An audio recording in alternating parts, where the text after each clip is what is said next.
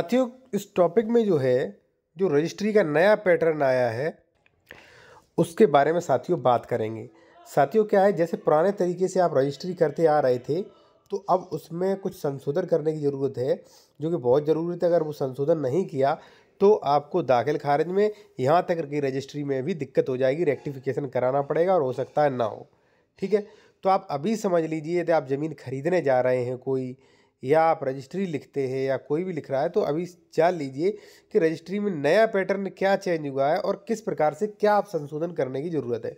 ठीक है साथियों, एक चीज़ मैं आपको और बता दूं, यदि आप कोई भी लीगल एडवाइस, कोई भी कानूनी सलाह लेना चाहते, ले सकते हैं। कॉन्टैक्ट नंबर आपको वीडियो की डिस्क्रिप्शन में मिल जाएगा। और उत्तर प्रदेश में आप ज़मीन खरीद रहे हैं, डॉक्यूमेंट्स वेरिफिकेशन करवाना चाह रहे हैं, चेक करवाना चाह रहे हैं कि इस पर कोई फ्रॉड तो नहीं है, डबल रजिस्ट्री तो नहीं, बंधक तो नहीं, तो ये भी चीज़ें चेक करवा सकते हैं।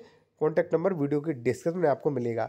अब साथियों हम आते हैं कि आप रजिस्ट्री करवाने जा रहे हैं तो अपने एडवोकेट से या जो भी रजिस्ट्री लिख रहा है उससे क्या कहें, कौन सी चीज़ ध्यान में रखें। और एक चीज़, यदि मान लीजिए आप रजिस्ट्री लिखते हैं, ठीक है, तो आप कैसे लिखें हम नई तरीके से।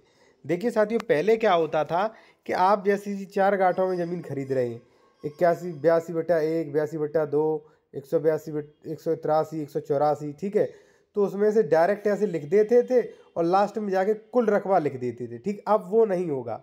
ठीक है, अब जैसे मान लीजिए आप रजिस्ट्री लिख रहे हैं, वहाँ पे 4 गांठा है, तो सबसे पहले लिखिए 182।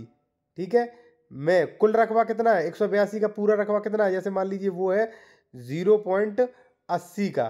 ठीक है, तो वहाँ पे आप लिखिए कि 182 कुल रकबा, ये जो है, वैसे जैसे मान लीजिए यहाँ पे मैं आपको बता दूँ। ठीक है, 182 कुल रकबा 190, ठीक है, कुल क्षेत्रफल 190 में से 80 ईयर। ठीक है, 182/2, 90 ईयर, कुल 90 ईयर, 90 में से 45 है, जितना भी आप बेचो 45।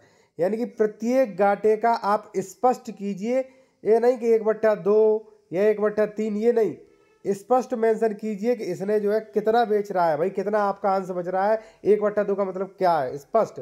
ठीक है, जैसे मान लीजिए 4 गांठे हैं, जैसे मान लीजिए 190 में खरीद रहे हैं, तो यहाँ पे कुल करके मत लिखिए आप 182, 190 में से कितना, अगर 190 में से 90 लिख रहे हैं तो संपूर्ण अंश हो जाएगा।